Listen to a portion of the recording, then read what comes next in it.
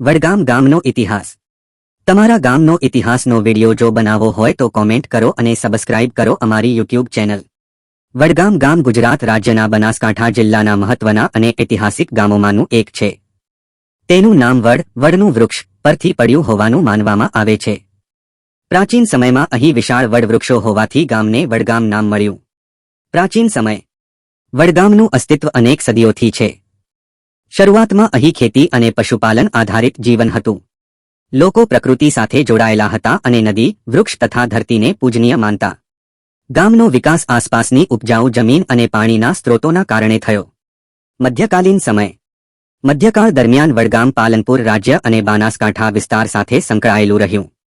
તે સમયમાં ગામ વેપાર અને ખેતી માટે જાણીતું બન્યું. આસપાસના ગામો સાથે અનાજ, કપાસ અને પશુપાલનના ઉત્પાદનોનો વિનિમય થતો.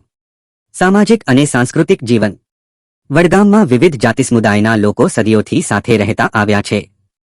તહેવારો, મેળાઓ અને લોકરીતિઓ ગામના સામાજિક જીવનને જીવંત રાખે છે. પરંપરાગત ઉત્સવો જેમ કે નવરાત્રી, દિવાળી અને હોલી ખાસ ઉત્સાહથી ઉજવાય છે. આધુનિક સમય આજના વડગામમાં શિક્ષણ, રસ્તા, વીજળી અને પાણી જેવી આધુનિક સુવિધાઓ વિકસિત થઈ છે.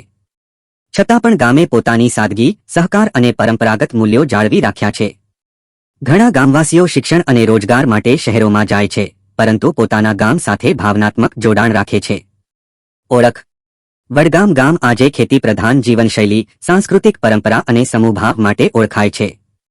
તેનું ઇતિહાસ ગામની એકતા, મહેનત અને પરંપરાના સંરક્ષણની જીવંત કહાની કહે છે. Thanks for watching.